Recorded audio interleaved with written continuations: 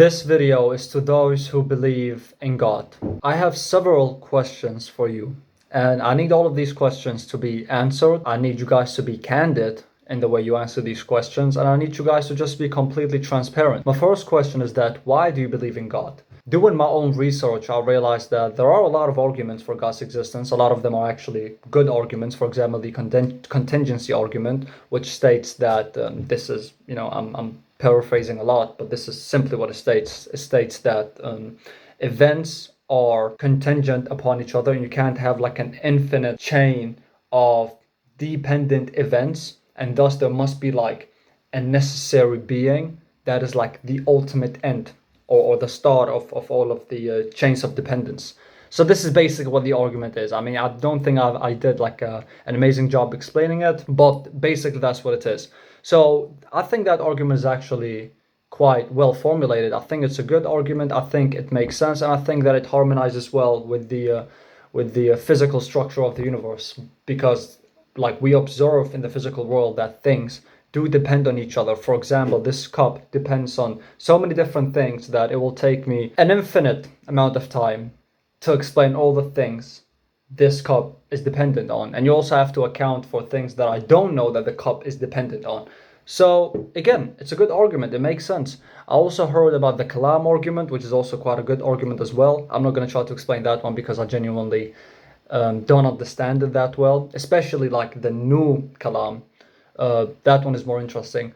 So as I see it, there's a lot of good arguments for God's existence, and some of them are quite convincing, but I don't think that's enough for you to justify your belief in God. I feel like a lot of people believe in God because it brings them spiritual peace, which is quite understandable. I mean, the world we live in is completely meaningless. There isn't purpose, or at least purpose isn't really quite clear in this world. And for a lot of people, that's something which causes them existential crisis.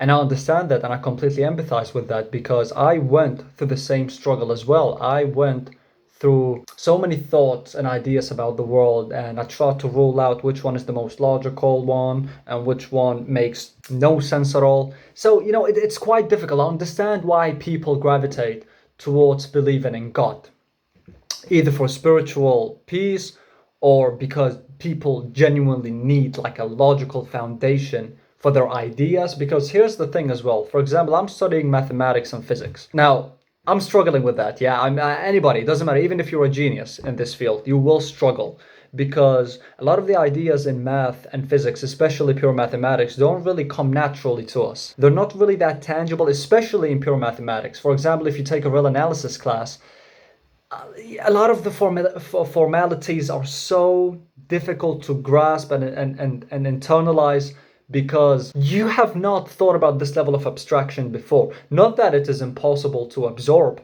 but it's hard, yeah? And it doesn't matter if you're a genius. If you're like a math genius, you will struggle in these type of classes. I've also studied topology as well, and this was an algebraic geometry as well, and especially algebraic geometry. This was, I think, one of the hardest classes I've ever taken.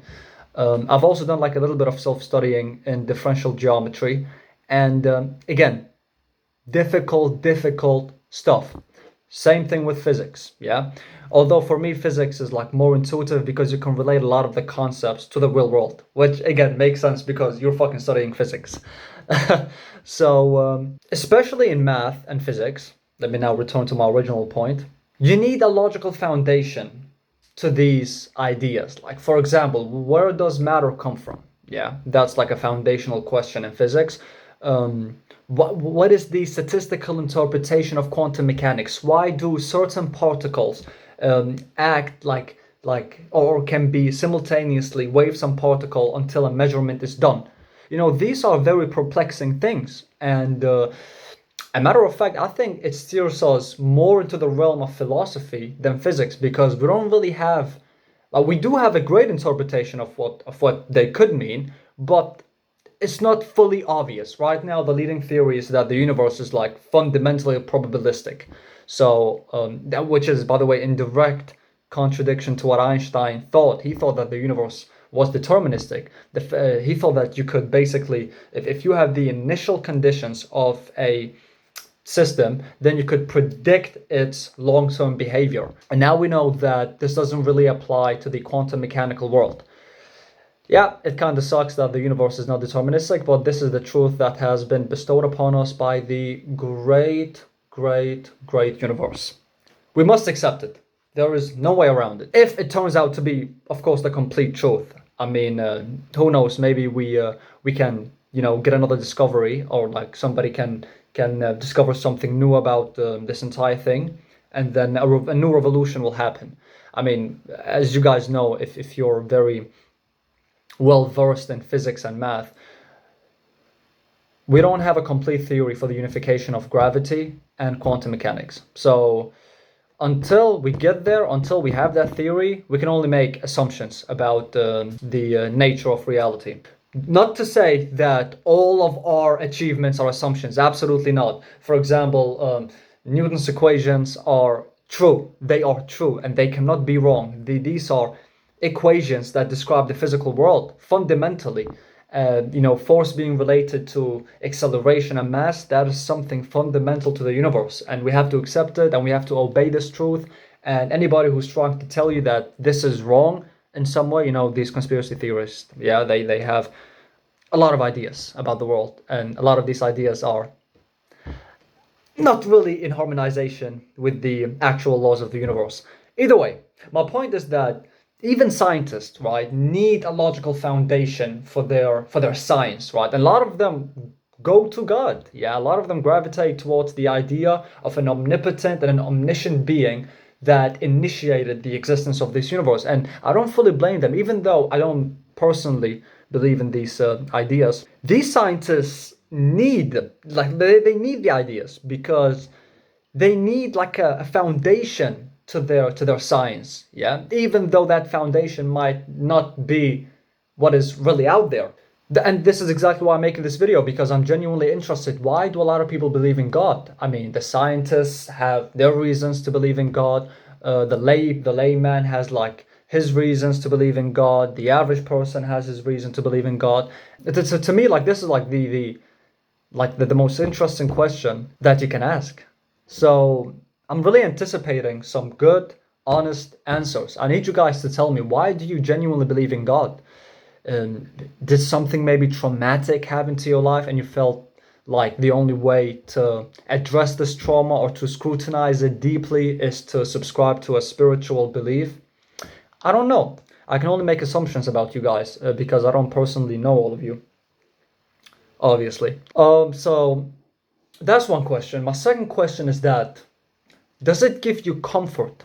And this is, by the way, tangential to the previous question.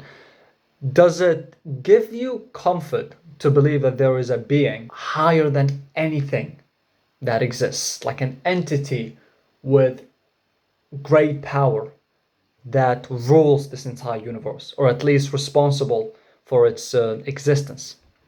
Does that idea bring you comfort? And if so, why? Why do you feel confident about that idea? Is it because you need purpose in life? Is it because the universe is so meaningless to the point where you become depressed, and in order to combat and battle this depression, you have to believe in an entity that is infinitely superior than you? My third question is that, and I think this is like the most interesting question, why do people, right, if the belief in God is something which is selfish to a certain degree, and I do believe that it is selfish to a certain degree, because especially with the Abrahamic gods, there's this idea of heaven and hell, right? And as a human being, death scares us. Death is something which we are all trying to avoid vehemently. So why do people get mad or annoyed or aggravated or violent once other people try to insult their God? Why is that the case? And I need to understand this. Is it tied to the selfishness? This is the question I'm asking. And it could be amazing if you guys could give an answer. And honestly, that's basically it. I mean, this video isn't really going to be that long. I'm also going to make an upcoming video titled, "For those who don't believe in God, why do you not believe in God?" Right? Because that is an equally interesting question which needs to be addressed. So that's about it, guys. I mean, I really hope you enjoyed this video. I'm really interested in these things, and if you could provide an answer, I will be appreciative. And see you later.